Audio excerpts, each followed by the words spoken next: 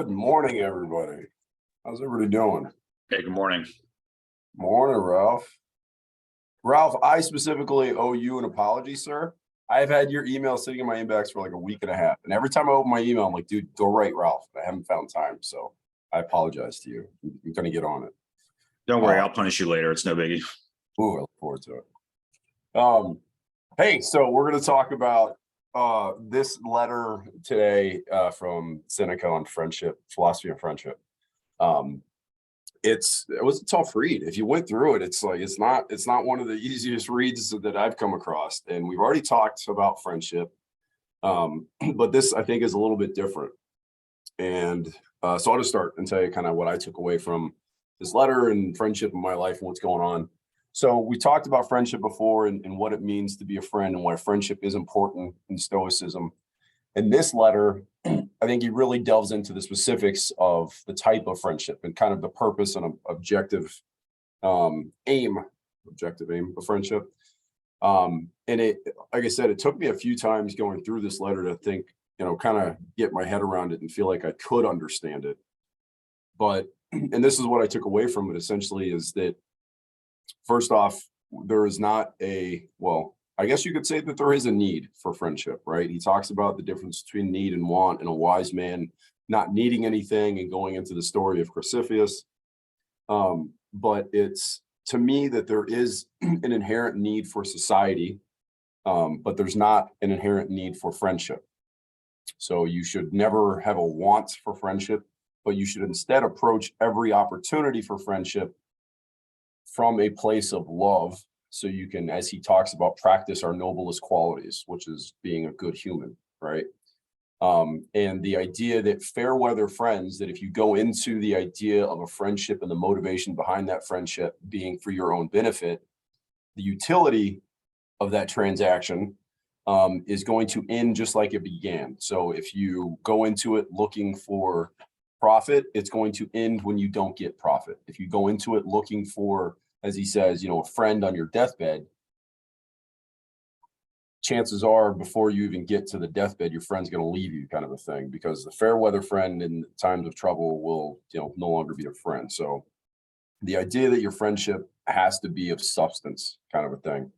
And I'll tell you, in my life, it is, I don't even know where to start, honestly, with this friendship thing, because for the vast majority of my life, all of my friendships were, not all of them, I'd say honestly, outside of the military, all of my friendships were fair weather friends. There's a certain kind of a bond with military friends that you just don't find anywhere else. I mean, obviously you can, if you've done anything really, really stressful that builds that camaraderie. But the fact that I was in wartime with those guys, I think has a different type of bond. But outside of that, since like 2005, most of the friendships that I've had were utilitarian, that I would look at them like, what benefit can I get from you? What benefit can you get from me? Whether it was men or women, whether it was platonic or romantic. And it was a very unhealthy way of seeking out and maintaining those relationships. And I maintained them only when I wanted something.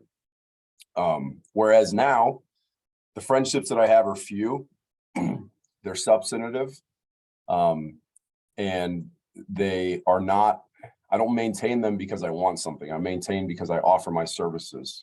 I always try to check in with my friends like, hey, what do you need from me? While at the same time, interesting enough, trying to maintain friendships with you guys, which has been hard. That's honestly the hardest part of my life, being in my 40s now, is maintaining friendships, right? So I want to talk to you guys today about, where you're at with this idea that your friends can't be fair weather friends. You can't have friends that are there only for your benefit. You have to come from a place of love and serve others in we talked about it before, the selfless servant kind of a way, and where you're at with your friendships. So open up. Anyone wants to talk about anything or anything in general? It doesn't matter. So it's on your mind, guys. Hey, Eric, I can lead off. I'm thinking out loud about what you're saying about the fair weather friend, and I'm reading this excerpt here. It's number 7 from the wiki source. There is the same difference between winning a new friend and having already won them, as there's between the farmer who sows and the farmer who reaps. The philosopher Attalus used to say, "It's more pleasant to make than to keep a friend, as is more pleasant to the artist to paint than to have finished the painting. And I was just in on vacation. I was in a few museums, and I would imagine that the artists that created this art or painted or sculpted or whatever it was, they are having a lot more enjoyment creating the art, as opposed to the people who work at the museum who like have to eyeball the museum, like eyeball the art all the time to make sure that the art is in like a presentable condition, it's in its highest presentable quality, and maintaining the art. And now I know there was a thing recently with people like throwing paint on certain pieces of artwork, and then there's just like TikTokers and social media people and internet trolls that are like somewhat of a threat to this art, like fairly regularly. And I was talking to some of the security guards there about that, and friendships can kind of be the same thing. To like your point, I think you had mentioned you had a friend who were, you guys only talked about sports, and I can't think of much more of a fair weather topic. I know people will find anything to complain about, especially sports, but that's still a very lighthearted topic. And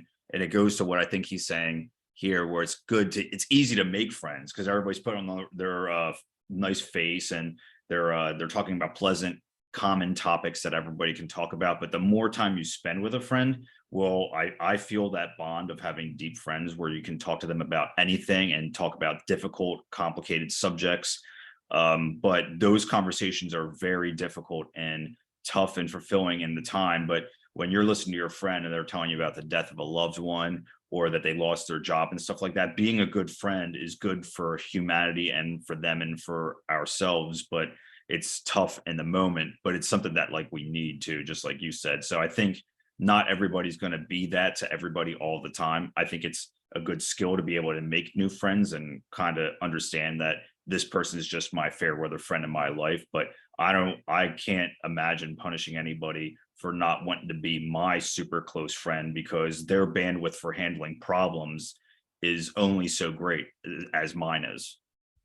Yeah, I love that he talked about that idea that the painter loves the process when he's painting, but after it's done, are you still a painter if you're admiring your work, kind of a thing, right? And when it comes to friendships, I think the same thing. Like good friendships, you don't have time to sit around and and look at the friendship and say, oh, is this the quality that I want, kind of thing. You're just involved in it. You're just in the process. You should never question the friendship, kind of thing, if it's already established. But and the same thing you talk about with the fair weather thing. So my best friend in the world for 20 years, I realized that all we talked about was sports. He was essentially a fair weather friend, and we considered each other best friends just because of our time and location to each other at the time we met. For some reason, in the last couple weeks, I've talked a lot about marketplace transactions when it comes to personalities and people. And I had the same kind of thing. Like if you think about your best friend, if you have one, if you have somebody consider your best friend, why are they your best friend?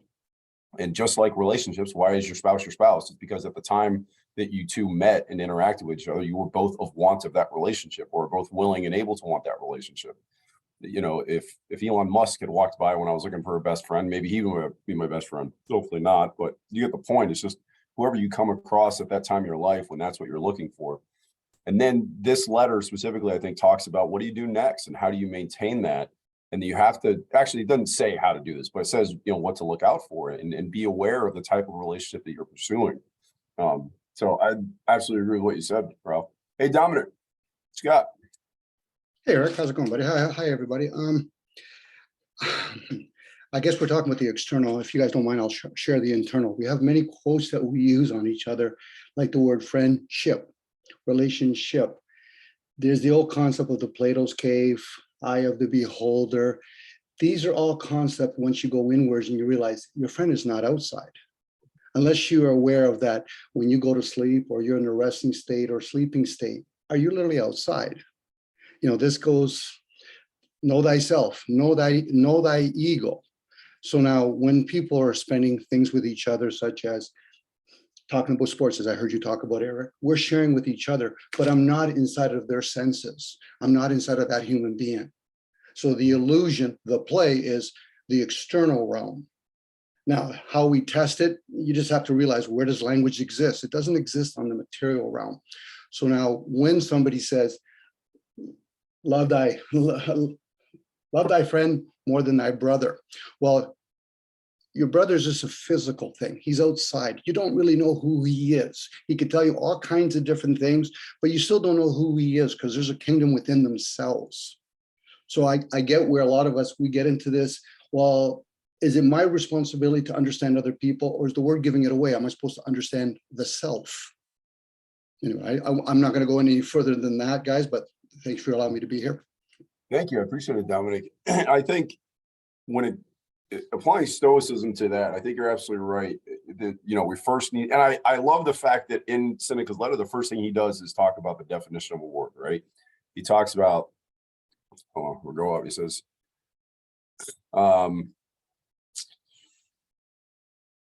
so he talks about this Greek term, lack of feeling, in a single word, and this Latin word in penitentia.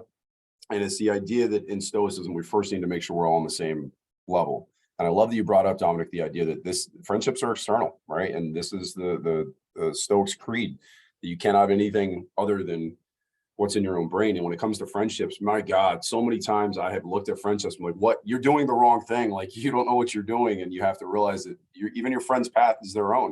And there's only so much, energy you can exert in friendships to influence them. But at the end of the day, there's nothing you can say or do, right? Yeah, I liked everything you said. Michael, how you doing, sir? I am well. And I think you hit the nail on the head, Eric, in that need versus want, right? And he's saying that it's perfectly okay to want friends. But what happens when we feel we need them? And he's saying, when we start living towards our highest self and content without friends, right? That's that expression of need in this case is because I'm lacking somewhere. He's inherently saying this, but I'm lacking somewhere in reaching my highest self, right? And my happiness. I also think with the word weather, fair weathered friends. There's that meme. We all seen the meme and video shorts of some people are in your life for a reason, some are there for a season. And Tyler Perry in his stage play, is it pronounced? I don't know if it's Medea, but they do the whole stage play. She has this, the character has this spiel that is almost written. If you read it, I found it on the internet, in its entirety. It's not that long, but I'll post a link in the chat. But it's almost like, so if Seneca were alive today, how would he explain this in our words today? And it's fascinating to read this. I just put the link into the chat, and compare it side by side to what Seneca's trying to say. And there's just so much overlap. And this here scenario really takes that weather metaphor and breaks it out to leaves that blow all over and branches that break. And I think it's a great compliment. But anyways, my point being, I really like how you really zoomed in on that need versus want. Yeah. And I thought about that when I'm reading this, because I read this a few times, more than a few times. It's not an easy read, because I read it from the first perspective of, what are we talking about here? Is friendship something that a man has an obligation to pursue versus is it a want? And I'm sitting there going, this is kind of in the face of Stoicism, but he wraps it all up nicely, saying that society needs friendship. Man does not need friendship, right? And that makes sense to me, that we have to make ourselves available to others and open to friendship, and all have a similar definition of what friendship is, and understand that once you enter into friendship, that you may have those obligations to, be there for somebody, but that is never a need. You should never be the slave to the idea that I need friendship for my own happiness. In fact, just the opposite. I need to be the best friend to myself before I'm going to be able to love and provide that love to others, kind of a thing, right? And if you're being the best friend to yourself, then you should hopefully never have a want, or rather a need for friendship. I think the want for friendship is always going to be there. And he talks about that. And we talked about this before, that humans, I believe, until somebody proves to me otherwise, have an inherent need for society, civilization, friendship, communication with other human beings. We are social animals, right? So I think as a being, we need that. Now, personally, you should never need specifically a friendship for your happiness. And he talks about the essence of happiness in the face of there being no happiness available, kind of a thing. And again, it's the idea that in your own head, you have to be steadfast and then unfuck yourself and take care of everything you need first before you can have the friendships. So, Ralph. I agree with what you're saying, Eric, and I like what Michael and Dominic said, and I would like to provide a real world example in that and reference section 4 here about losing the hand. If some accident puts out one or both of his eyes, and referring to a wise man, he will be satisfied with what is left, taking as much pleasure in his impaired and maimed body as he took when it was sound, but he is not pined for these parts as they are missing. He prefers not to lose them. And as a personal trainer, I have a few clients that when they come and work out with me, they definitely give it their all. They're absorbing the information that I'm taking in, mainly fitness and then partly nutritionally. And they work out to the completeness and they have trust in what I'm providing as a service. And the reason I'm bringing this up is because friendship, to me, in a way, is a type of relationship, and relationship in my mind is a little more broad. Like I feel like these clients, we talk about intimate subjects that almost like a friend would talk about, and fitness in general is quite intimate because these people are being revealing with their abilities or lack thereof. And when I work out with these people or train them, they definitely give it their all, which I appreciate. But let's say the United States government, for whatever reason, decided no more gyms. You can't buy personal training for whatever reason. We're just going to shut down the industry because you should be doing it on your own. I wonder, could my clients work out without me, with that absence of that service being provided, that relationship, almost that friendship, that good relationship we have where they trust me to provide them fitness and exercise routines based on their goals and their needs to supplement their lifestyle. And unfortunately, based on their track record, both of my clients have very intermittent fitness results based on what they've told me. And that goes to like dieting too. What they told me on their diet, it's very intermittent. So I think that having a personal trainer is nice, but like I've told them before, I want them to understand what's happening with their bodies so that for whatever reason, if they couldn't come to the gym for an extended period of time, and maybe they're on vacation in Iceland, like which my one client was recently, does he have the wherewithal to be like, all right, I'm going to warm up and get a little bit loose in the joints here so that I can hit my legs, upper body, abs, and then do a little bit of cardio, then stretch in that order. And that's what I'm hoping for when I train these people. And I think that goes for friendships too. Like you have a friend that you can talk to about sports and it's nice, but can you continue to enjoy sports without that friend? Can you continue to handle negative emotions, depression, anxiety from loss of a loved one without a friend? Would it be nice to have somebody that talked that through? Yeah, sure. But as a wise individual, hopefully we continue with as little suffering as possible without those external resources. It's, I have one question for you, Ralph. Like I have the same, so you have clients, right? I have clients too. Sure. I've always been interested in where the overlap with friendship and client and professional relationships, how far that goes. And I have legal and ethical boundaries. I can't bone my clients. I can't, date them romantically. That's it, right? But besides that, like, how friendly should you get with them as far as sharing intimate details and things like that, right? And I think that there's no playbook, there's no bright line rule, but I think as long as you're serving them, and if you're in your capacity as their trainer, you obviously can take that friendship as far as they want it to go, right? Because you're literally in the service chair there. They are paying you to provide a service to them and give them something. And I think the same way that as long as you're in a mindset of serving their needs, no matter what it be, if they need a friend to talk to, right? Like if I have a client who I'm just like a transactional, I'm just drafting something for them. There's no I have clients that I talk to every day.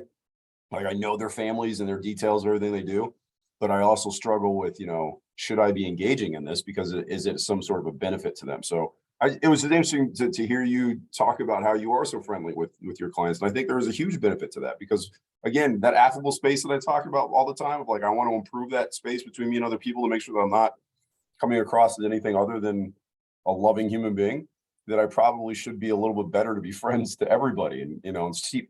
Because man, I bet you I have a handful of clients who are like, Eric Ruth is a dick to me. Like he is not a nice lawyer, but he's good at what he does, right? Like I just separate the emotions from logic, problem solve, no big deal. But I do struggle with like how I treat the relationship with my client. So it's interesting to hear you say that. I'm going to go reflect on that a little bit. All right, Michael, you had your hand up first, and then Dominic, and then Kelsey. So yeah, and what Ralph said is really resonates, because in my meeting last night, somebody brought up a point about doing things for a higher good versus just the goal. And the analogy was somebody who wants to lose 25 pounds, and so they go and they exercise, right? And then they lose their 25 pounds, but now they have no more motivation to exercise, right? So they looked at it strictly through the lens of that goal, as opposed to exercise is good for me, right? And the same could be with friendships, right? Am I using my friends for specific reasons, or am I wanting friends that will enhance my overall well-being and my highest self? So it's very interesting. And so Ralph, I just have to tell you, last night when this guy said this in my group, I was like, where the hell, why is he saying this? And today it's really making sense to me. So thank you, Ralph. Yeah, I love, and it goes back to the painter, right? Like the whole thing of Stoicism is you got to enjoy the process, and if you're looking for a specific result, you got to retool your mindset. You're absolutely right that you have to look at the friendships as the entirety and not the aim. Dominic. Hi again, guys. To revisit the ideal of a need opposed to a want/lack, that's an old British term, but again, we're using an English language. Everything's already been provided when it comes to needs. The sun and the moon, the water, and all that. And a lot of people might just have lacks. They might not know exactly where the sun and the moon has to be to grow crops. So now, even with when you apply it to friendship, that person's already there. It might be a need, but it's already there. So it's our lack to know what skills do I need to know to introduce myself, let alone maintain myself, let alone them. And even that, I can't say for them because that's their responsibility. Most people get caught up in the reaction part. And then we have a whole other skew of things where people will talk about intellectual, but they don't realize they brought in their feelings, whether they're likes and dislikes, or if they're developed, you should be able to entertain the ideal while you're still being upset with the ideal. Anyway. Yeah, look, I love that. Think about that for a second that you just said, Dominic, that your needs are there. Everything you need is there. The sun is there for you to grow crops. The seeds are there for you to plant. Everything you need is available to you. The friends that you want, they're available to you. The human beings are on this planet waiting to be engaged.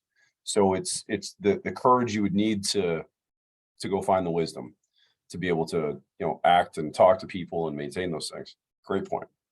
Kelsey, hello.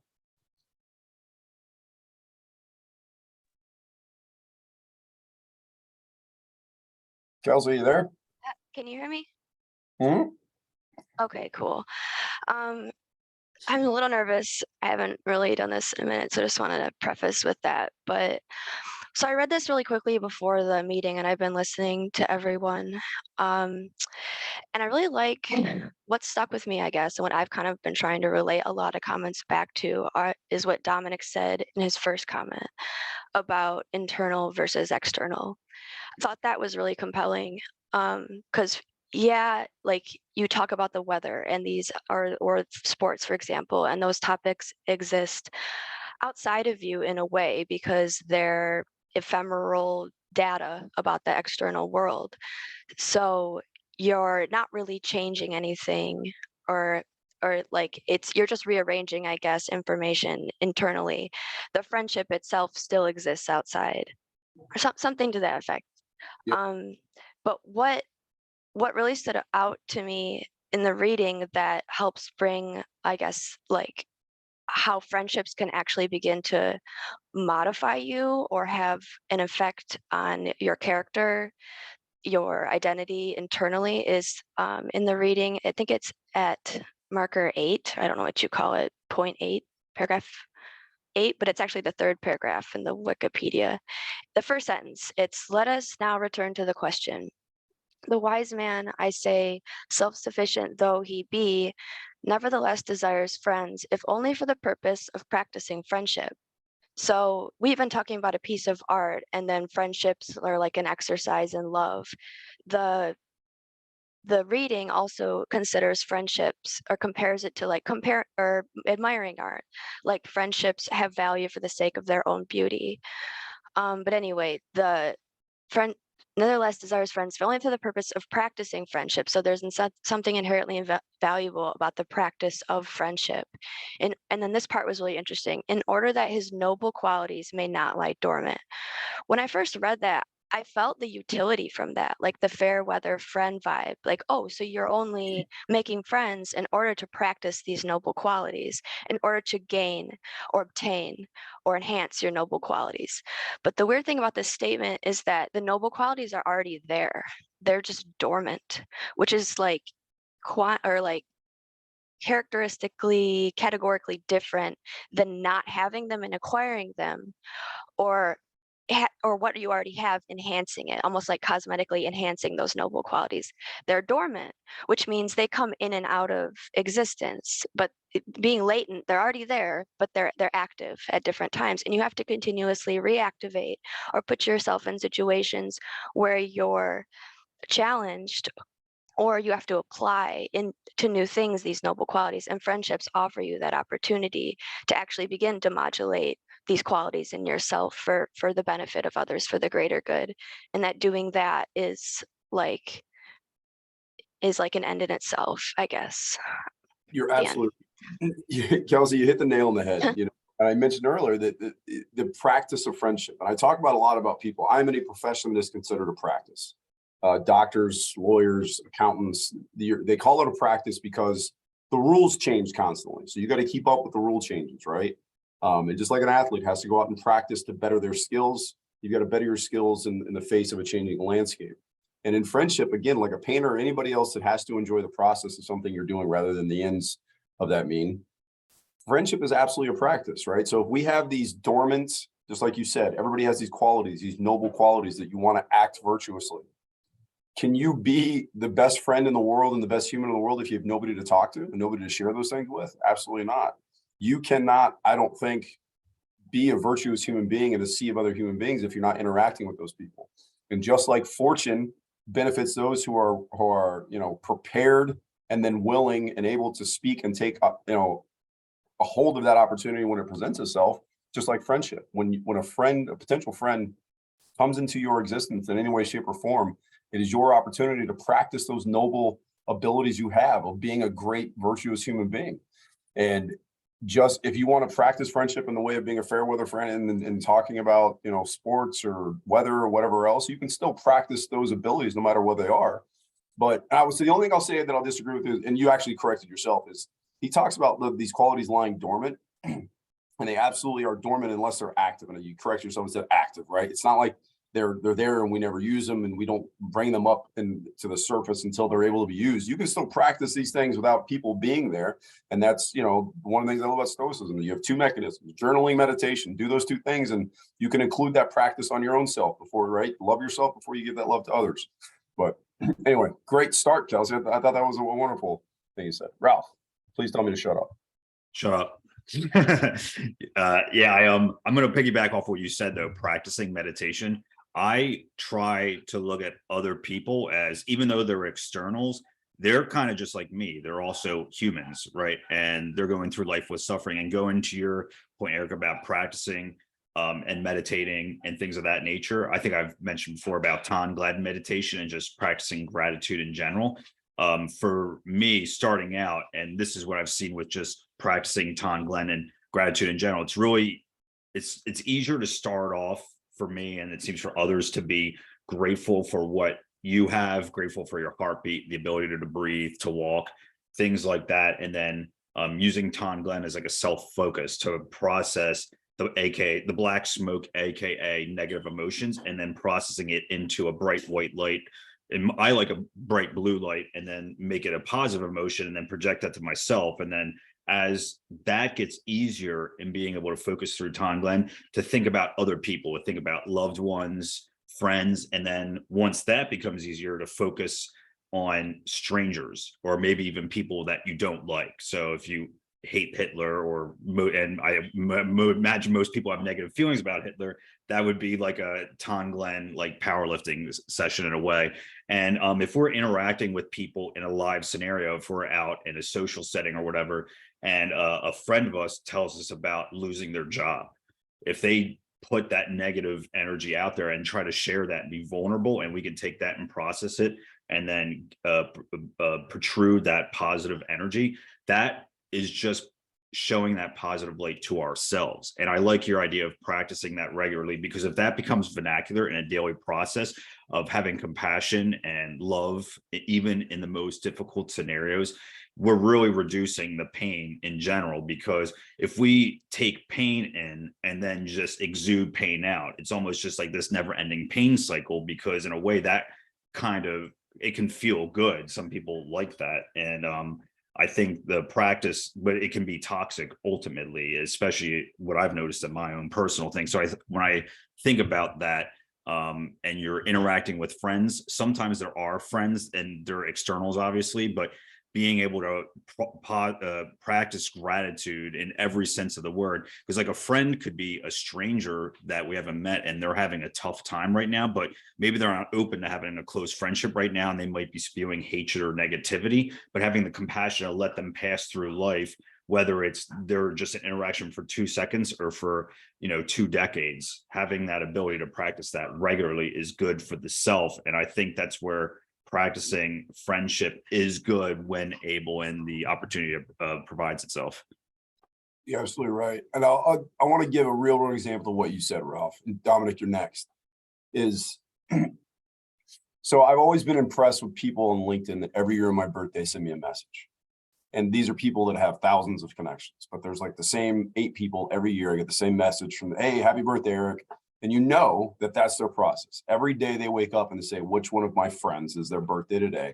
And I'm gonna send them a card. This is right up the alley of, I can't think of his damn name, the like 50s, 1960s, be a better person, kind of like, oh God, who was it? They're like, how to be a better, whatever. I don't know. He had this idea that, you should make as many friends as possible, keep their name and their birthday and write them a card all the time. And I used to think that was friendship. That was the ideal of friendship. That idea that you could have that capacity to interact with so many people and remember those ideas. And I realized that's a utilitarian relationship. And I shouldn't be impressed by it unless there was a friendship attached to it. And this idea that, and he says in here that, we notice the many shameful cases of persons who through fear desert or betray. If I were to post on LinkedIn right now that I got cancer and I'm dying, should I expect those people to be at my bedside?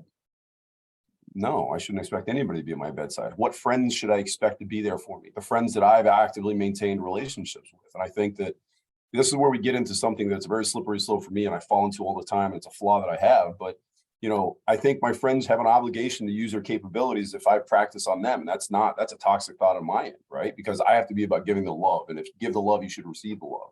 So if I'm practicing the best friendship that I can for everybody else and being them for, and not just sending a one, hey, happy birthday on your birthday, but actively practicing and being a really good friend to somebody, chances are that's going to come back to me, right? But I should never expect it.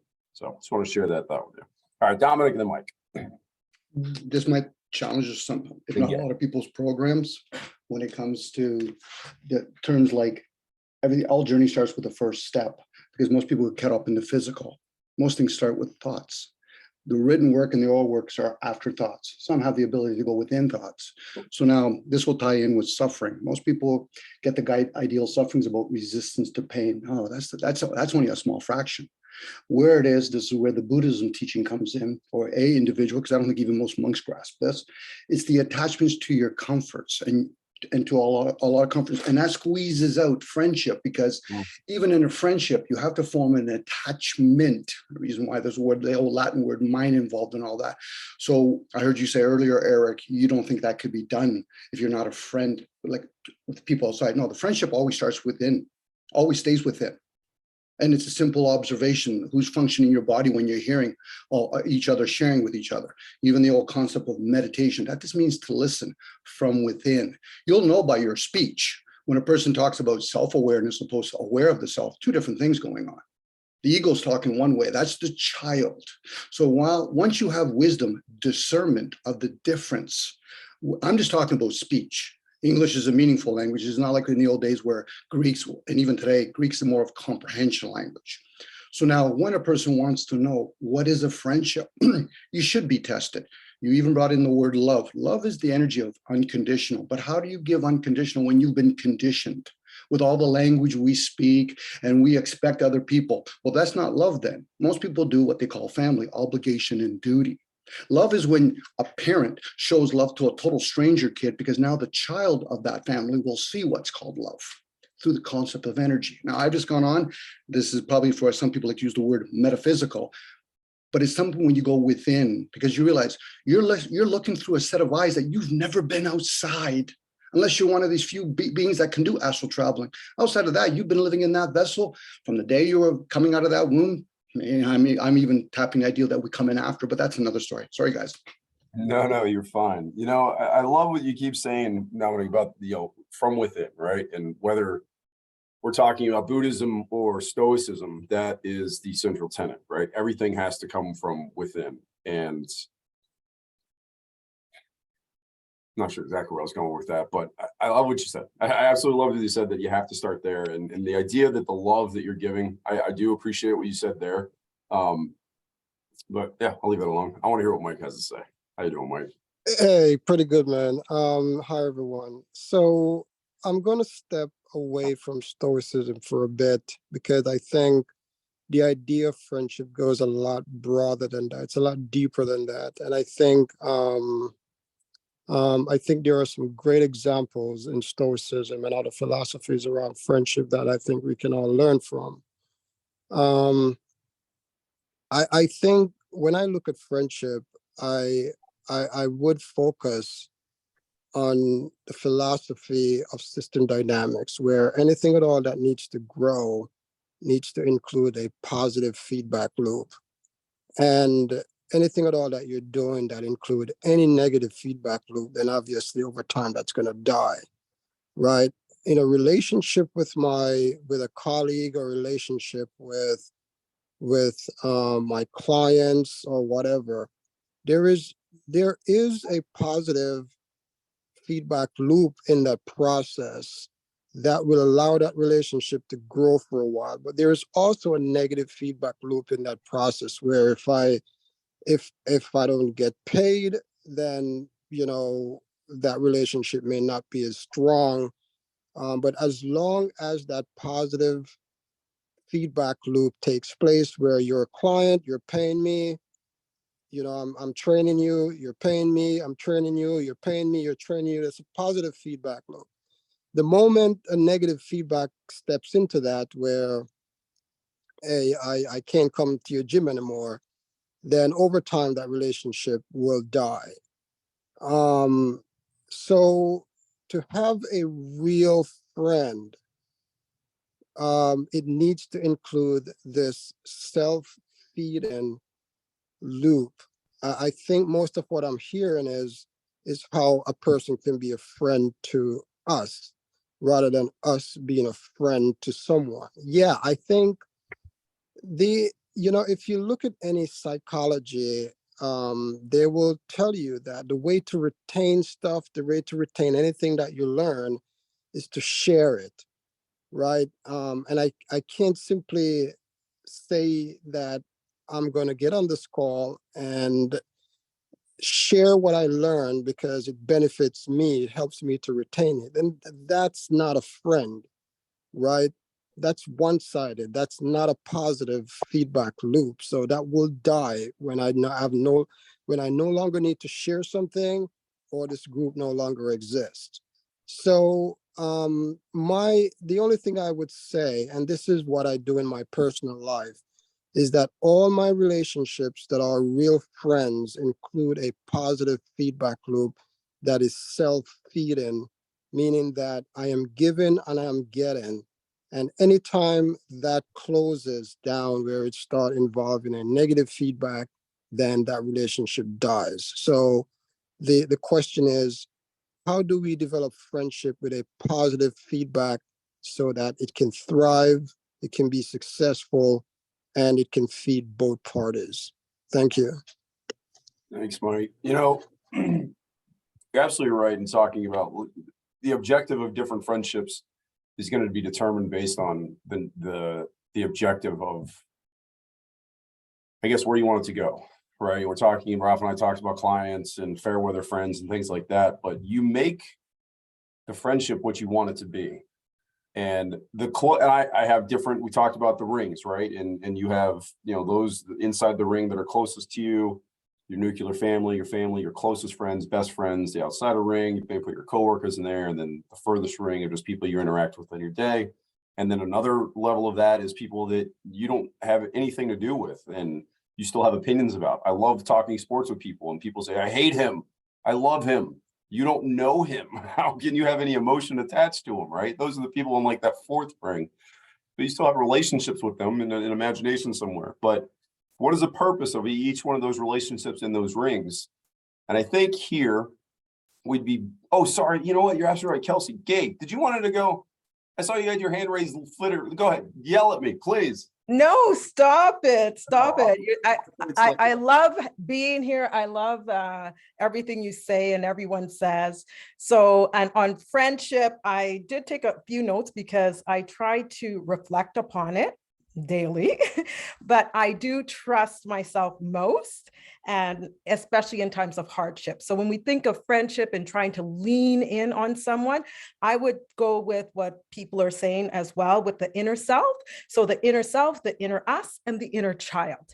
And if I am going to define them, the inner self would be, like a lot of people go to therapy, self-reflection, or stoicism. Honey, I'm by myself. Inner us, what we do and bond together as a mass human being, consciousness, injustices like genocide. Someone mentioned Hitler. Inner child is who doesn't allow us to kill them. So we're going to talk about the trauma that happens to us when we are maybe less powerful in life. And we do have to kill our inner child to start adulting. But if we have the inner child still saying, hey, fight for this, or, this shouldn't have happened, and they're not allowing that, you have to deal with that. And again, now you got your feedback loop. You're going back to therapy, or you're doing stoicism, or what may be the case. And so in times of hardship, so why I wouldn't go to a friend? I'm going through a divorce. So I know that in Canada, and I know you're a lawyer, Eric, we can pay, if you can afford it, mind you, for justice. So just because I'm in a divorce and I was a housewife for 14 years, I was considered a dependent. So I'm like living on just my savings and having to like cash out on my investments just to survive until we settle this. And it's like, oh my God, you can pay for justice. But while I'm going through it, I'm realizing, I'm journaling, and I'm saying, oh, but in Canada, if you can afford it, just as expensive though, you can pay for injustice, because my husband could pay his lawyer to ignore me. And I'm going, what? And so, but then I reflect upon that myself. And I don't want to burden, I would call it, a friend who I believe is on the external of me, because I trust myself the most, because I practice stoicism. So I can be open about the fact that that ain't fair. But once I'm done with it, because I got to stay positive before the dilemma. So, but once it's over, honey, I'm going to recode that, because it's not between the husband and the wife that are in disagreement. It's how you can manipulate the system. So it could be tweaked, One thing I want to say before I begin, and yeah, you're absolutely right on all fronts. I'm sad to say you're correct. But one of the things that was brought up and reminded to me this week is something I learned in the military and also in jiu-jitsu and martial arts, that you become an expert in something when you have somebody that's teaching you, a mentor, that you have an equal that you can practice with, and then you have somebody that you can teach, right? We talked about that. That's how you best learn something, is by teaching somebody. And I think friendships are the same way, that you absolutely need to have somebody that's wiser and has been around longer enough. And the idea that, they know how to do things better than you do. And I used to think that was my best friend. He was like 8 years older than me. He had been through a lot more experiences. And it turned out that it was, like we just had conversations about sports. And I'm still looking for that like mentor type person in my life. But I have tons of equals, right? I have tons of people that we're on the same level. We're in the same area in our life as far as family and kids and professional ambitions. And then I have a mentee. I have somebody that I talk to that I'm trying to walk through. That's actually, I have a lot of them in my life. They're veterans and other people But that idea that, so I've been stuck in this loop of, man, I need that old person, right? That idea that I've been taught this way through my life, that I should have somebody older teaching me. And as I'm sitting here listening to you, Gay, I go, no, I don't. Why do I think that I need that person? Stoicism tells me I don't need that at all. And Stoicism should be my old friend, right? And then the other thing I want to touch on again, and I started to and got off track earlier, was the purpose of relationships, the purpose of these friendships and those inner circle ideas. And I want to talk about now the innerist circle and best friends, and the idea that we talk about the sage friend in Stoicism and what that looks like. And if you're going to be the best version of a friend, that to me is where we're talking about being, and Gay, you said it yourself, you know, you didn't want to burden a friend, right? And we're talking about being the best friend that you can. I don't think that you should ever have the thought that you should burden a friend, because you should just be coming from a place of love. And the Stoic tells you that, you know, sharing these ideas and these emotions that I have that I need to deal with, while certainly asking a friend for help to go through those things, it's kind of a slippery slope, right? Because you're supposed to be providing, you're supposed to be there for them. So how do you ask a friend for hope, or help rather? This is a question for you guys, okay? So let's say you're going through a hard time, you're going through a divorce, you lost a child, you lost a job. What's the Stoic response to a friend when you say, hey, I need you to be there for me?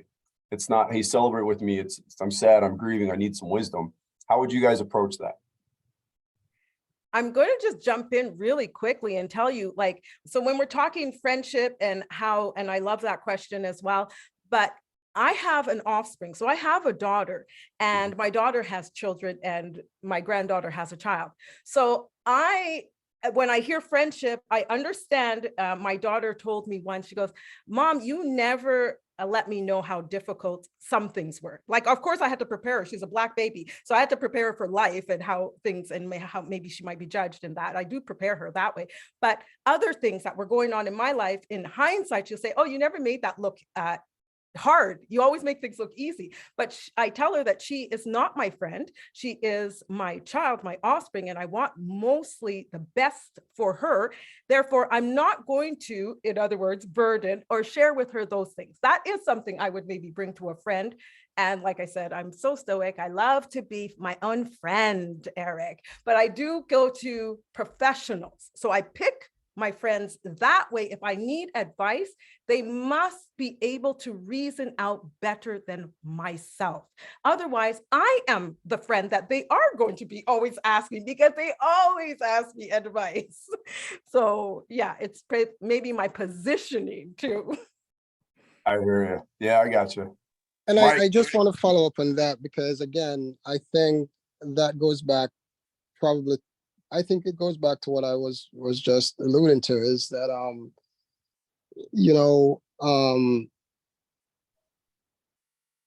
any friendship that you have, you know, and if it's the kind of friendship that we're talking about, that person wouldn't think twice about being there for you under any circumstance. And I think, I mean, I'm sure there are times when a friend just, you know, has exhausted all their resources and may not be able to help you. And that doesn't mean that that person is no longer your friend.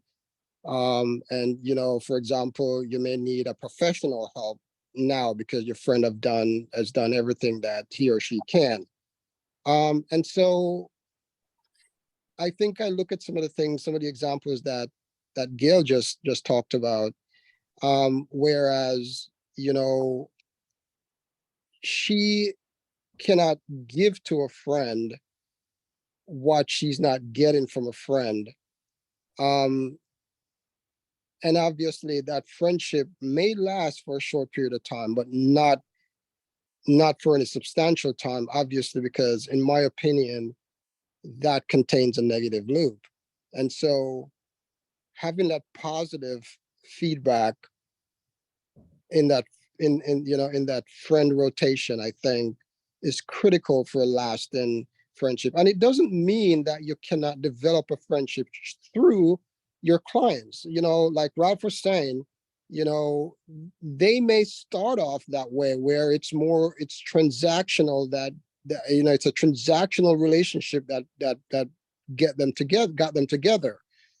However, over time, that transactional relationship can be developed into a more positive loop and a positive feedback where you now have a thriving relationship. So regardless of that transactional engagement, the relationship will last because you're now building a positive feedback in that process. I just wanted to add that.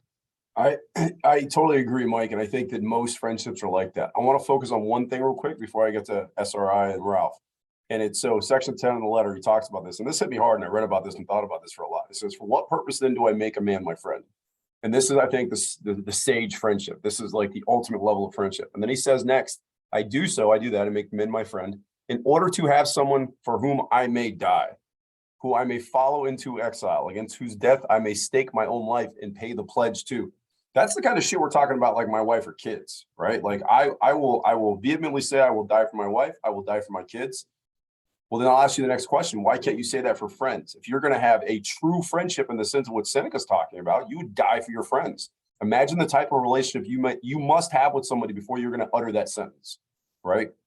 Not like Secret Service men saying they'll take a bullet for the president, but you voluntarily lay your life down so that others, that to me is, when you're talking about love, voluntary acts of love. That's it. That's the highest order. That's a Congressional Medal of Honor or friendship type stuff, right? So right. And if Ralph says to you, if someone says to you, says to Ralph, would you die for Eric? And Ralph says, yeah, certainly. And then somebody asks Ralph, would ask you, Eric, would you die for Ralph? And you said no. That relationship obviously is not going to go very well, right? So again, that's the positive feedback loop that I'm talking about, that maintains that type of friendship. Yeah, no, I totally get it. But it's like the idea that I wish I could have the friendship that he talks about, right? That idea that you would have for another man who isn't your family or loved one, because he talks about the difference between friendship and love, that love is nothing more than friendship run mad, which is absolutely true, right? But all right, those are just my thoughts. All right, SRI. Sorry if I'm saying your name wrong. I'll try to change it to Shri. It's Shri. I should use the capitals in the right way. Yeah, I got that wrong the other day too. Shri. I apologize. I apologize, Shri. Please go ahead. No, I think I should represent it right. I'm listening into, and I'm sorry, I haven't read through the whole thing, but I kind of want to go back to what Kelsey was talking about, like how you have to practice these skills, right? My question is like, what about all of this? Like, what are we looking for from practicing these skills eventually? Because sometimes we're talking about being content with ourselves, and we are the friend, and the outside world is an external force that can influence you. Because a couple of weeks ago, we were talking about how outside friendships or influences can influence your thought, right? I'm just trying to connect. What if you actually have a friend, right? And I have been a really good friend. I have many friends, but there's very few that stand out, right? And I don't look for anything from my friendships. Probably that's why. But what is the point of trying to nourish those, like with new friendships? What are we ultimately trying to become? I would say a better human. So I get asked a lot, not a lot, I don't know, maybe once a week. Quit trying to over dramatize this, but I'll get into intellectual discussions with people about what's the point of Stoicism, what's the point of doing these practices, and you talk about a lot of hypotheticals. He talks about hypotheticals in here. What happens if you get exiled? You lose a hand, you become diseased, you lose a wife. You know, you have to walk through town without anything that you want in a town of ashes and say, I have all the good that I want. Are any of us ever going to get to the point where we've lost everything? Maybe not, you know, in a sense of, you know, a tragic way of losing your family in your 30s, 40s, or 50s. Maybe not. But I think the practice of Stoicism allows you to shed the ideas of the constructs that civilizations put on us, of our attachments of material things and friendships that are fair weather that we're supposed to interpret as best friendships, and really have a self-awareness of our abilities as humans and understand that they're typically flawed and deficient, that we can be better versions of ourselves. And if you're practicing friendship, you're engaging with other human beings, it's like a sounding board to me. And I look at my friendships, and the purpose of it is, your purpose is to make me a better human being. I want you to criticize and point out my deficiencies and tell me, show me the wisdom that I don't have in my way. If I'm ignorant, teach me. And in the same way, if I'm doing the right thing, praise me. Now, I know I'll get in trouble for saying that in this room, but the idea that a friend to me is a sounding board for my own actions. And then I can look at, if I do something in a room full of 100 people that I think is virtuous, and I have 99 eyes looking at me with side eye going, maybe not, then I need to look at myself and go, okay, apparently what I thought was virtuous is not virtuous. Let me figure out that other person real quick that looked at me and smiled, and go talk to them, and then I'll get back to the other people. But the idea is that if you're practicing friendship and you're putting those noble qualities of virtue out there in the world, you're giving love to other people, you're supporting them, you're making them better people through the wisdom that you have. That's the idea. I have a line that I give people all the time that say that I will never turn away anybody for a friendship because you have something to teach me. It could be as simple as, what did it smell like in your town when you were growing up in a different country? I'll never get a chance to go there, but I want that acknowledged, and I want that experience that you've lived your life to come into my awareness. You may also have life lessons of how to get through relationships. You may have gone through a divorce, then you know the pitfalls of it.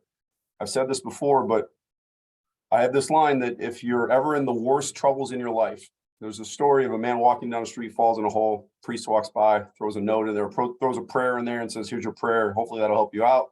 Guy gets the prayer and says, won't still sell in this hole. Doctor walks by, gives him a prescription, throws it in the hole. A friend walks by, jumps in the hole. And the guy says, why'd you jump in the hole with me? Now we're both stuck in the hole. And the friend says, yeah, but I've been here before. I know the way out, right? That's the idea, that you have to give that love to somebody else in detriment of your own life and your own existence, right? So to answer your question, Shri, I think it's the practice every day of putting forth your best effort to other people and getting them back, right? And getting that feedback, that positive feedback loop, sometimes negative feedback loop, and listen to that criticism. And if you agree with it, change your ways, right? And that's, do away with the ego, be more humble, accept those criticisms. And I think that's how people, and through friendship, can make us all better human beings to the betterment of society, right? We talked about the greater good. And that to me is the element that it fits in there, that if we're not friends to each other, we're not making society as a better place. All right, Right. And I appreciate that reflection, and which is one reason I come back to this group again, because I'm going through a divorce right now too. And I have been easily be able to connect with different people because I just genuinely love human brain. So I just like to know what they are and why they think the way they think. I just am there to listen. So even through my very hard day, I'm able to walk through my office and, connect with people. So now I'm realizing, sitting here on a Sunday morning, that that's probably what's keeping me up, in the worst phase of my life right now, that me being able to still connect. So, because sometimes I'm like, why am I still able to like smile back and talk to them when actually I'm going through a shitty phase in my life right now? So yeah, thank you. Absolutely. Great hearing from you. Ralph. Yeah, thanks for sharing that, Sri. One thing I want to think about just with the word friendship in general is I'm trying to look at it as like an external that we're putting a kind of like label on. We're saying the word friendship and we're putting that on things. People can be friends or enemies, and the word enemy is a label. We're labeling an external. And I want to provide kind of like a real world example of my bandwidth for really any external. I had a situation yesterday. Now there's this person who lives in my building. She is very friendly. I wouldn't call her someone that I know very, very well, but I see her and she's friendly and she loves to talk. I like to talk. So depending on what I'm doing throughout the day, I have a lot of time to talk to her, or I have a lot less time to talk to her. And what I like about her is that when I'm talking, we talk about deep subjects really quickly. Like, she's the kind of person, it seems like, that when you meet her, she's talking like fairly complicated subjects that are kind of emotionally draining. Like, she was talking about how she has like a balance issue. So she was seeing a doctor about dealing with like her equilibrium. She has something wrong with her that's making her to balance. So she has a walker, and she's not that old. She's maybe like mid 40s, something like that. So I know that when I see her, like if I'm just if like I have a day off and I have nothing to do, I'll stop and talk to her because I know I've taken kind of inventory of my bandwidth in that moment, not only emotionally, but time-wise and my resources to commit to being a quote unquote friend with this person in that moment. And it varies day to day. So sometimes I'll see her and I just have to say hi and she'll still be talking, but I got to keep walking because maybe I work from home. So I'm just going on a walk just on my lunch break, but I got to log back in to do my workday. So I felt bad about this, but this was only me. So I had a fire call. It was my day off and I am sprinting out the building. I'm wearing like gym shorts. It's like 30 to 35 degrees outside and I got flip-flops and I'm running so I can open up the fire doors so we can get in the foam unit so we can put out a brush fire right on like State Route 1 where I'm at. And she's sitting out in front of the firehouse. And I know just from historical outputs that like when she says hi, it isn't just hi. Usually it's like hi followed up by like some really intense conversational topics. So unfortunately, I saw her say hi and I didn't even look at her. And that's because obviously in that moment, I can't commit to like a 10+ minute conversation about a very deep topic about something in her life, which for me turns into an also deep talk about myself. So in that moment, I made a quick read on the external environment. I knew what was happening right at that time. So unfortunately, I had to ignore her. Hopefully she doesn't view me as somebody she can't talk to and share with, because I do like that about her. Hopefully in her mind, she's able to understand like, she just heard the loud ass fire siren go off, like she was sitting right in front of it and I'm sprinting at the firehouse. And she also knows I volunteer at that firehouse. So 2 + 2 is 4 if you are able to do the mathematics within ourselves. So I'm just trying I'm trying not to label as many things as friend as enemy as I can, because one day somebody's your enemy and the next day could be your friend and then vice versa.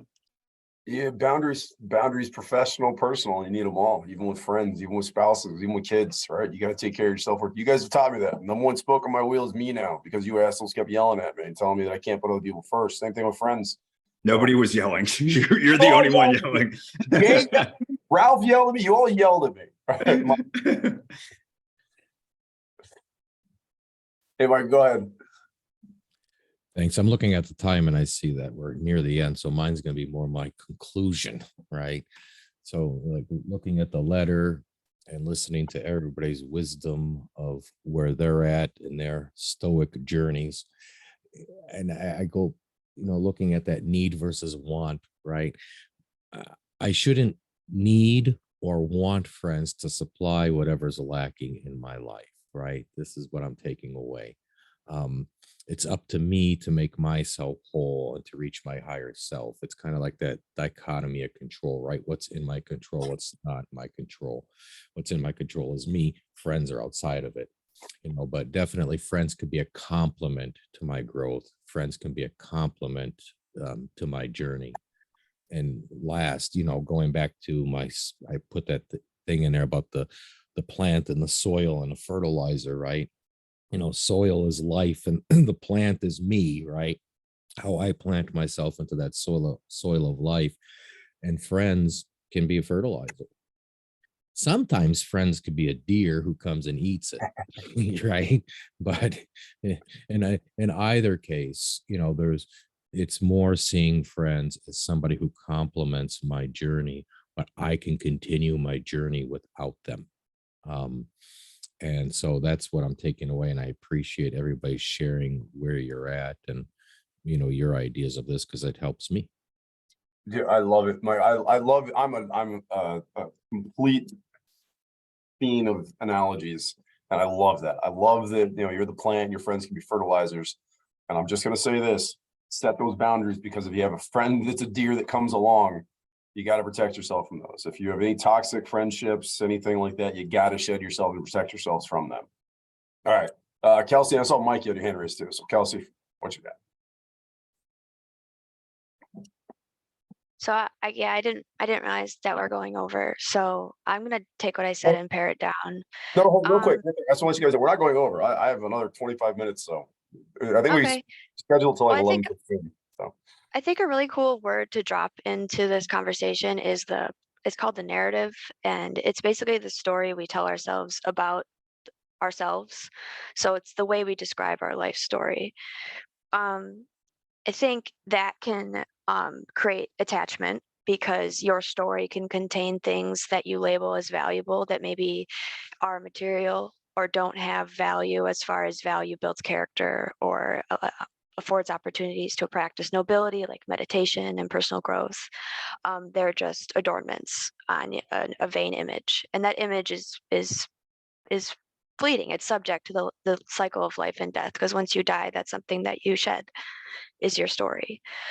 So working within the narrative is also something you need to survive. You need to be able to tell yourself, I'm in a forest and there is a tiger around the corner and I better start running. And those actions occur in a sequence that keeps me safe.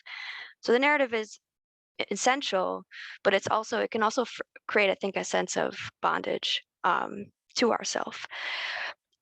Friendship is a form of storytelling. It's a relationship in which we tell the other, which I don't know how much philosophy you've read, but there is a concept of the capital O, other, which I don't fully understand, so I'm not going to get into. But you tell stories to the other, and then you receive stories back. When you receive that story, you tell it to yourself as though it's happening to yourself, because that's your only experience of narrative, is a story you tell about yourself. So I think when you have a friend, you're telling yourself their story, and that gives you an opportunity to be outside yourself and practice these traits. I keep going back to nobility because I really like that idea of nobility and friendship as a practice of maybe refining nobility. So when you tell yourself your friend's story, it's a way to vicariously refine that nobility through them. So like almost like when Dominic said astral travel. And I'm going to anchor this in something real, because I know like this seems really abstract, but like for instance with my husband, a lot of times when he's going through something, he says I can get not mean, but I become different. And the way I give him advice seems almost hard, and it's not warm. And it's because I give him advice. I solve his problems as though his problems were my own. I mean, I'm applying all of my resources to reason, to perceive, to understand, to his problems, and it comes off as very frank. And I've wondered why I do that, and I think it's because I tell his story as though it were mine and solve them in the way that I would, which is a very personal thing. So there's couching, that experience in social norms, social cues, to make it more palatable. But yeah, I hope that leads somewhere. It's definitely going to lead somewhere, Kelsey. I'll tell you exactly where it's going. My real world example, that I have an inherent narrative of and a massive amount of resiliency. My narrative is one of a lot of personal trauma. And I look at my wife, same thing. When she has problems, I solve them for her, because I go, I have all of this inherent, resilient reserve that I can solve your problems in the exact same way that you just mentioned. Nothing but logic. We're going to cut out any interpersonal skills here, and I'm just going to solve your problem. So professionally, that's what I do. I separate emotions, apply logic, problem solve, boom. In a marriage, that doesn't work well. But No. You're right. And it's so you're absolutely right that you become beholden and attached to your narrative. And I've talked about Gary John Bishop before, and it's look, first step is unfuck yourself, is you need to identify and process that narrative. And just like Stoicism says, you can't have any attachments whatsoever. You can't have an attachment to your past narrative. The past is imagination. Okay. And I had this thought as you were talking, Kelsey, about, my wife and I went out to a brewery yesterday with our son. You guys can all yell at me about that, but we're sitting there and I'm watching all these people around us talk, and they're all engaged. And I loved it because nobody was on their phones. I'm so hyper aware when I see people on their phones, like the old curmudgeon sitting there going, get their phones, but nobody was on their phones. Everybody was playing games, interacting, having a great conversation.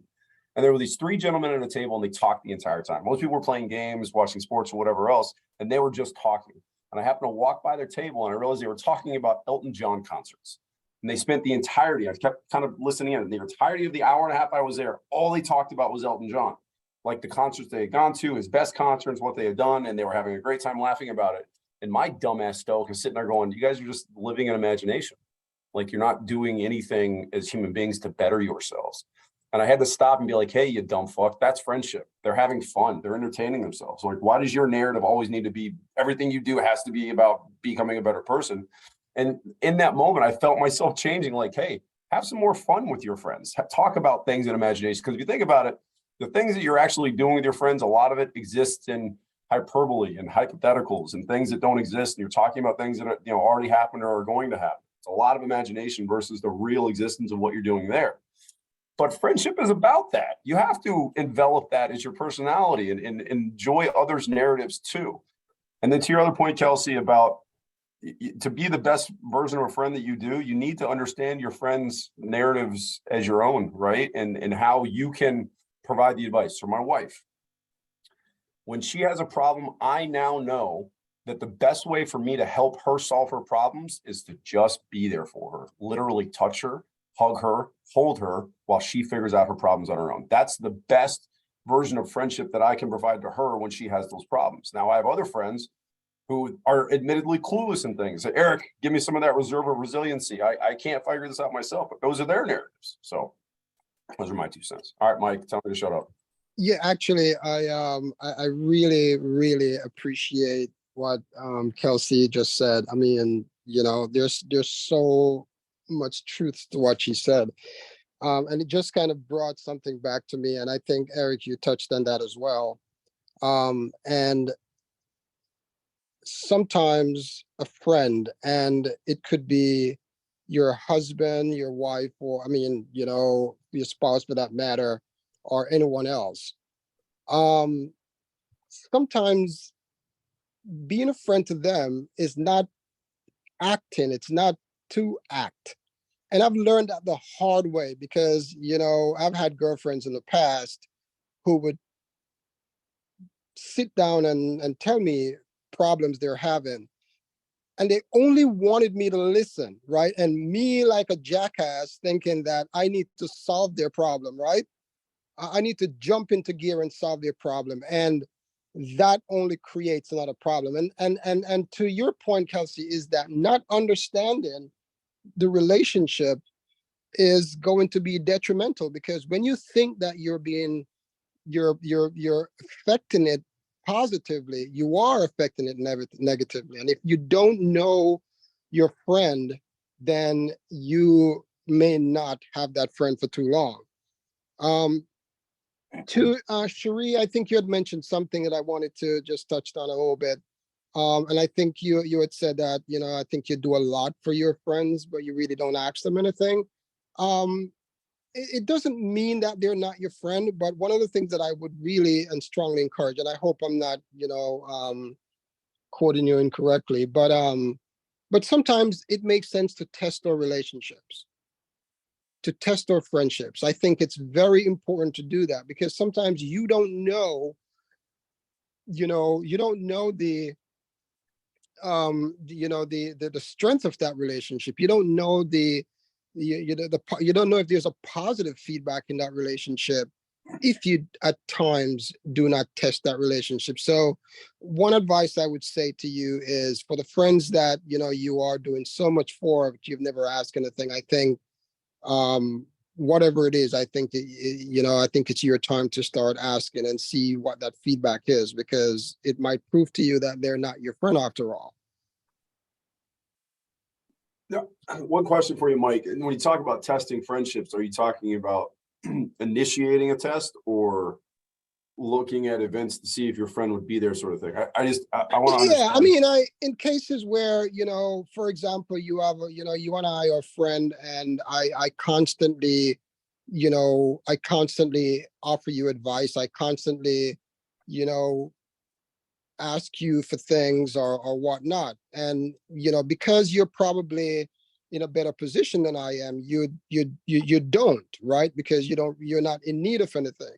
But the question is, how do you really know if I am not abusing you, right? And the only way to know that is to request something of me. And I think that it's necessary at times to do that, even though you may not. I would hate for anyone to test their friendship by just, frivolously, but I think it's necessary sometimes to know if things are sturdy or sustainable. Sometimes it requires a bit of stress. Yeah. Go ahead. No, sorry, I didn't want to cut you off, but I totally agree with you. I just want to make sure because I've been guilty of before in the past of testing relationships with women. Like we're talking about high school shit. Like I'm going to put you in a situation. And if you don't respond the way that I think is appropriate, I'm done with you, kind of thing, right? No. I think that's it's frivolous. That's yeah, frivolous. I know it's more of just being aware of your friend's capabilities and ensuring they align with what you need in the relationship, maybe, or want in the relationship. I get where you're coming from, so I understand what you mean. Yeah. And can I just add to that quickly, Eric? Because you said something about the if someone's telling you something, or if a lot of people are telling you something, you should change. And my grandmother would tell me that the whole army can't be out of step except for your son. So you do have to take advice from if it, or at least take into consideration if a lot of people are telling you something. It doesn't necessarily mean that they are correct, but do consider it as well for when we're talking about solving people's problems. If we're stoic, we never give the answer. So another grandma's analogy would be, I would go to her and say, Grandma, this is my dilemma. I have this choice to pick or this choice to pick. It's a fork in the road. I don't know which one to pick. And I'm going to her for advice. And she says, Mrs., it seems like you're betwixt and between. Yeah, I need your advice though. Like I don't need, and I know it's a fork in the road. I don't need you to tell me it is that, but she would make me make my own decision. Yeah, that sounds very Caribbean, betwixt. Right. I'm aging myself. I'm going to let Sheree go next, but I'll say this. I think everybody should go to law school to at least experience the first semester of the Socratic method. And the Socratic method, even in Stoicism, we see it now, is the best way to get answers for other people. So you're right. Stoicism will never allow you to solve others' problems. Never. Don't think for a second that you even have the capability to solve somebody else's problems. That's external. Let go of it. But you would be wise to ask them questions to allow them to solve their problems themselves. So that's my only point. All right, Sheree. So I do want to say this, like as a part of growing up, I was the middle child. I mean, I'm the middle child. So I was always looking out for friendships, knowing that my parents love me a lot, but I was always looking out for friendships. So I have made, I would say, a lot of communications, but in the end, there was this one or two friends who would stay through, right? And with whom you can talk a lot. So I have one probably from my childhood, one probably from my graduate school. So I'm okay with that because I understand people come and go and it hurts in the process. There are these friends who actually become your friends and then they don't talk to you suddenly. Those are the friendships that hurt me the most. But I have been through that. I've been through that. So I understand that it's part of the process now. Just recently with the divorce and everything, I started questioning, Mike, what you were saying, like, started questioning what is really true around me. Do I really have true friends around me? And my true friends did stay. But there was this one call that came through my way and the person was trying to reach out. And then my mind never did that before because I'm not judging anybody. I'm not. So my mind right away, and sometimes it's not a good place to be because you get taken advantage of. So as soon as this call came in, my mind was like, a switch went on and it was like, all right, let's see if this person is going to ask you for help. Let's see if that is actually going to happen. And it turned out that the person really needed help and asked me for help. And the person has no idea what I'm going through in my life, didn't bother to ask, like, just it's a regular, hi, how are you? Not like, hey, I want to know and let me take a pause, let me see, do you reflect on it?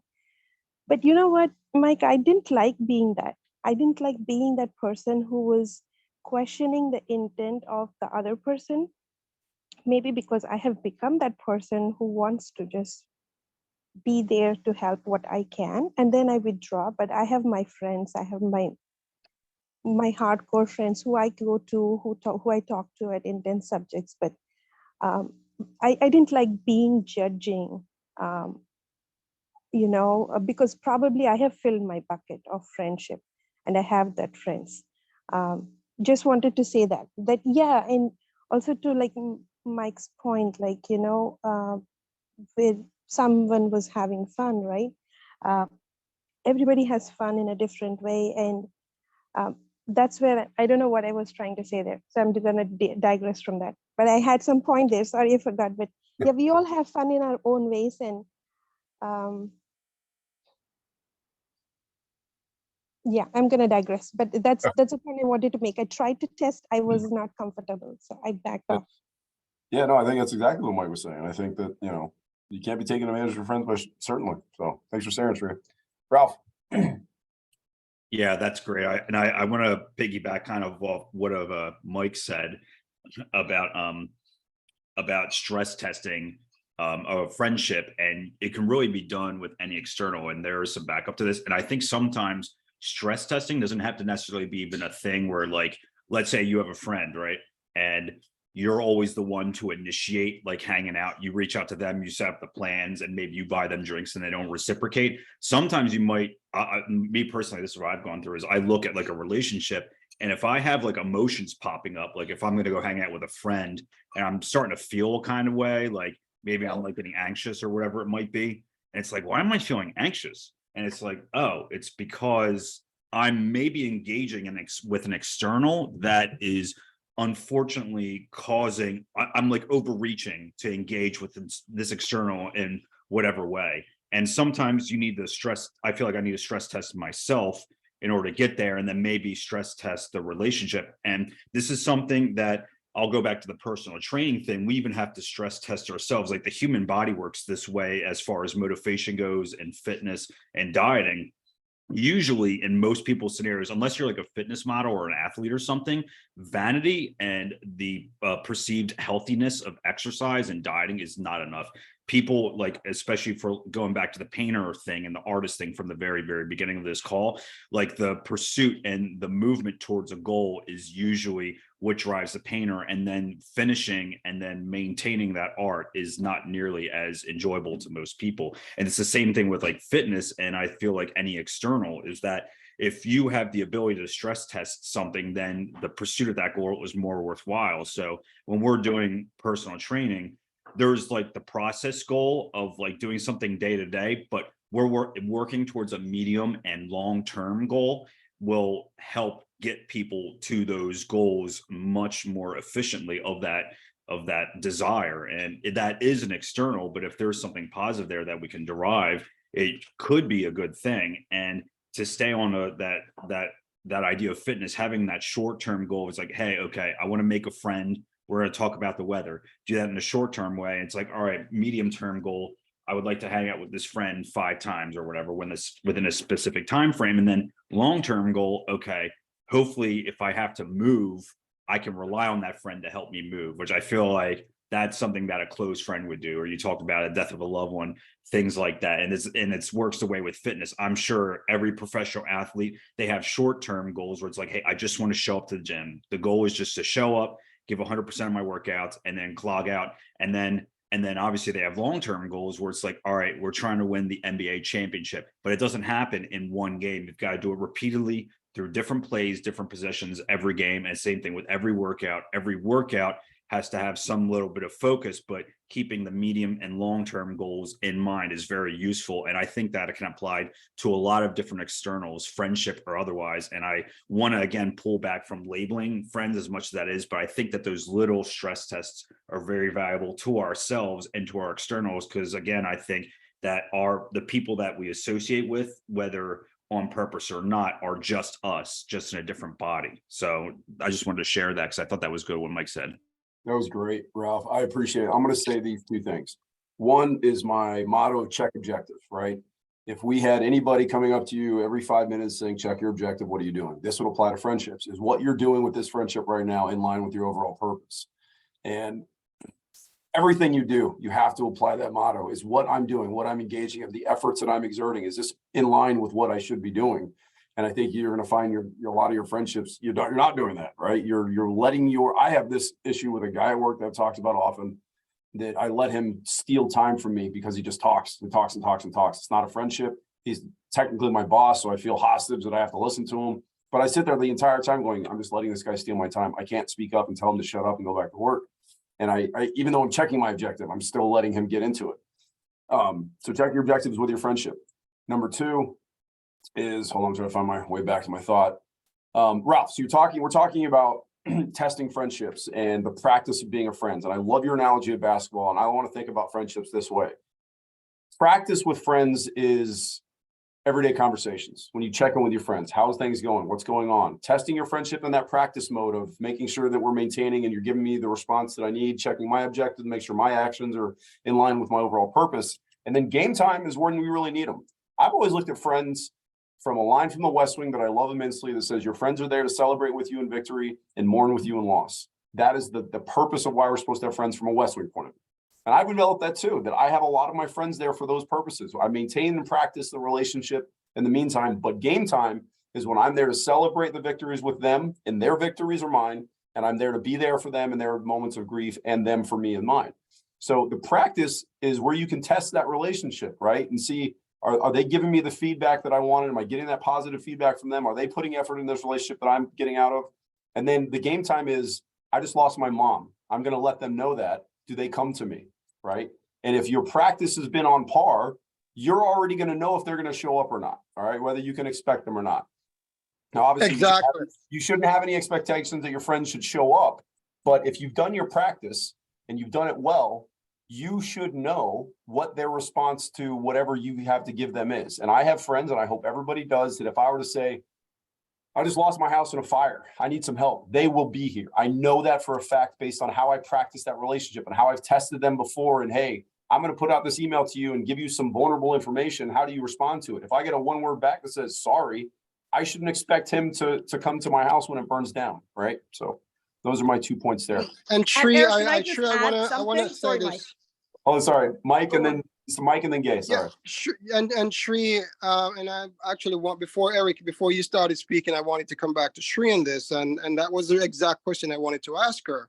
I said, while you are uncomfortable, and I know that you're a good person, I can tell you're a great person, because only that type of person would feel guilty doing that stuff.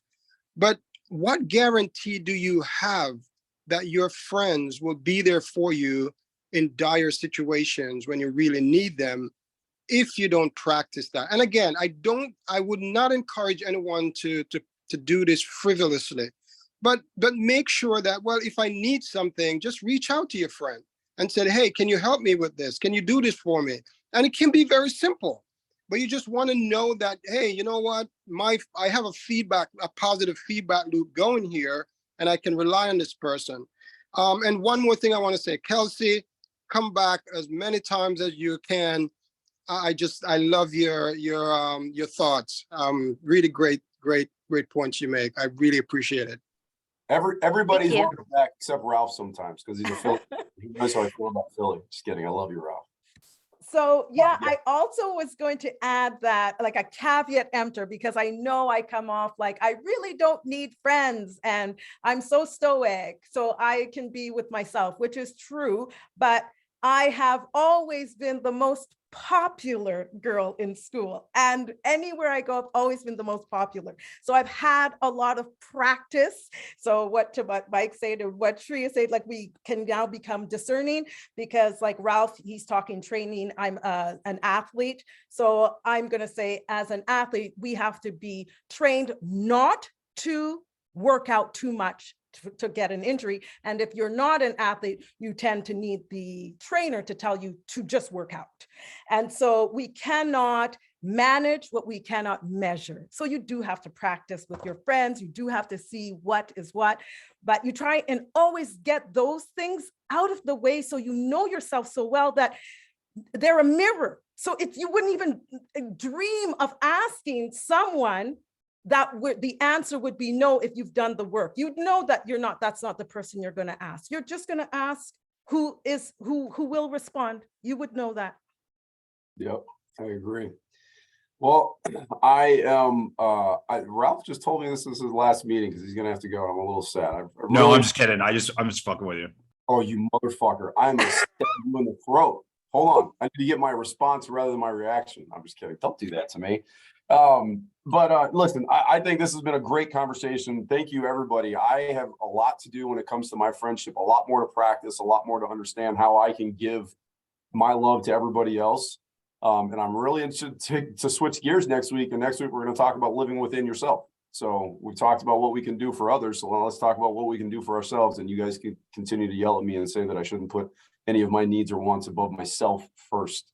So in any event, I hope you guys have a great week. So I have right now Wednesday night, like open solve your problems through Stoicism. Talking with the family CFO and chief fund officer. I think I'm gonna have to switch that to Tuesday nights, but we'll keep Wednesday on the table this time. Next week we'll have Sunday discussion on living with ourselves, and I think that following Tuesday is when I'll start the that open discussion. So everybody come Wednesday, come next week, have a great week, great Sunday, and go be the best friend that you can be to everybody you know. Great All right, meeting, guys. Thanks a lot. Talk to you Thanks. soon. Thank Ralph, you. Thank you, Eric. Thanks. Thank you, everyone. Something. Thanks, Bye, guys. Alex. Bye. See you.